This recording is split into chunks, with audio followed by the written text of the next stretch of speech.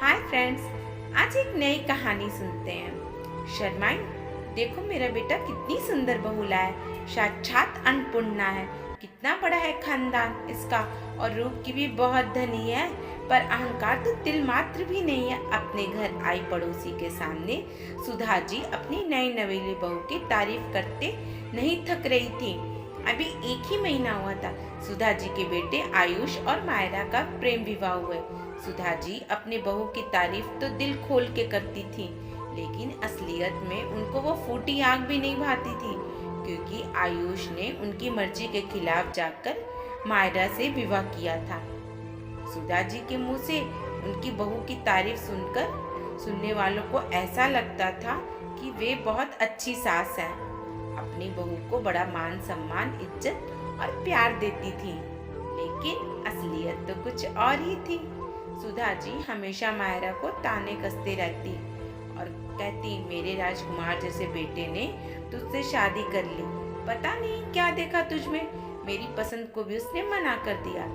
मायरा को कुछ भी काम अपने मन से करने नहीं देती थी उसकी सास। हर काम में नुक्स निकाल देती थी। पकाने के लिए नपातुला सामान निकाल कर देती थी, जिसकी वजह से कभी कभी मायरा के लिए खाना कम पड़ जाता था। मायरा ने फिर भी कभी शिकायत नहीं की। आयुष अक्सर काम के सिलसिले में बाहर ही रहता था, जिससे मायरा ने उसे परेशान करना उचित नहीं समझा। घर में उसकी छोटी ननद सृष्टि ही उसे समझती थी। दोनों में बहनों जैसा रिश्ता था। मायरा की छोटी ननद अभी पढ़ाई कर रही थी। सृष्टि ने कहा, भाभी आप इतनी बातें क्यों सुनती हो माँ की? मायरा ने कहा, कोई बात नहीं, बड़ी हैं और उनकी बात का उत्तर देकर घर में कलेश क्यों करना। एक दिन कॉलेज से खिलखिलाती हुई सृष्टि आई और अपनी भाभी से कहने लगी, यू आर सो स्वीट भाभी, आपकी वजह से मेरे दोस्त मुझे कितना भाव देने लगे हैं। जब से आप आई हैं मेरा तो मेरे दोस्तों के बीच स्टेटस ही चेंज हो गया है। आप इतनी अच्छी हो, पता नहीं माँ को कब आपकी कदर होगी। यह सब छोड़ो, बताओ कॉलेज में क्या क्या हुआ? मायरा ने बात बदलते हुए कहा, भाभी आप अपनी परेशानी हल नहीं करना चाहती तो कोई बात नहीं, लेकिन मैं ससुराल जाने से पहले आपकी परेशानी हल करके ही इस घर से विदा लूंगी। सृष्टि ऐसा कहकर अपने भाभी के गले लग जाती है। आयुष की शादी में सुधा जी के चाचा चाची जी नहीं आ पाए थे, इसलिए वह नई बहू से मिलने आने वाले थे। सुधा जी ने उनके आने से पहले मायरा को ढेर सारी नसीहत देना शुरू कर दी। देख, मेरे चाचा चाची जी आने वाले हैं, उनकी खातिरदारी में कोई कमी नहीं रहनी चाहिए। अच्छे से तैयार होकर रहना और शिकायत का कोई मौका मत देना। मायरा ने हाँ में सिर हिला दिया और अपना काम खत्म करके चलने लग गई। अगले दिन सुधा जी, चाचा चाची जी भी आ गए।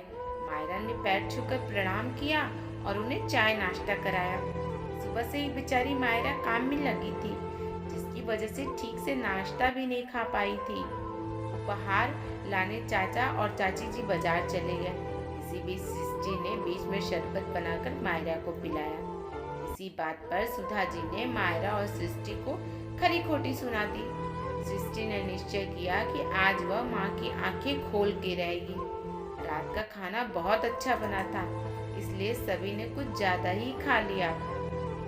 जब मायरा मीठा लेकर गई तो सभी ने कहा कि सब कुछ देर बाद खाएंगे।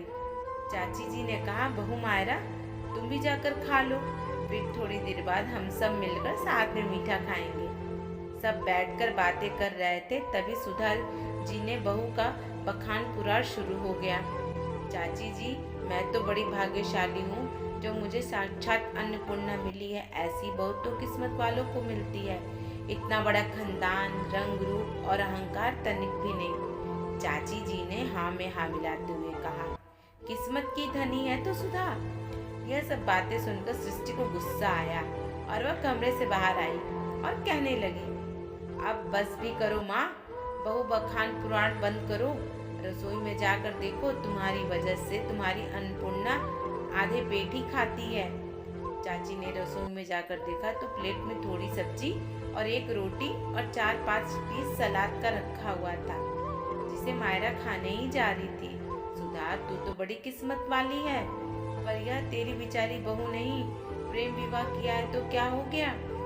तेरे द्वारा खोजी हुई बहू भी तेरा इतना आदर ना कर पाती। और हाँ, एक बात गांठ बांध ले, तेरी भी तो बेटी है। कल अगर उसे ये सब हुआ उसके साथ तो क्या वो बीतेगी तुझ पर और तेरी बेटी पर? भगवान से डर सुधा, सबको इसी जन्म में कर्ज उतारना पड़ता है, कहकर चाची जी वहाँ से बैठक खाने में चली गई। पीछे पीछे सुधा जी भी आई और बोलने लगी, चाची जी ऐसी बात मत बोलिए, मैं अपने स्वार्थ में अंधी हो गई थी, जो मेरी अन्नपूर्णा को भूखे पेट सुलाती रही। मेरे बेटे के मना करना मुझे मेरा अपमान लगा, इसीलिए शायद, लेकिन अब और नहीं। सुधा जी की आंखों में पछतावे के आंसू थे। फिर मिलेंगे दोस्तों अगली कहानी के साथ। तब तक के लिए अपना ख्याल रखना और हमेशा मुस्कुराते रहना। और कहानी अच्छी लगे तो लाइक और शेयर और कमेंट करना।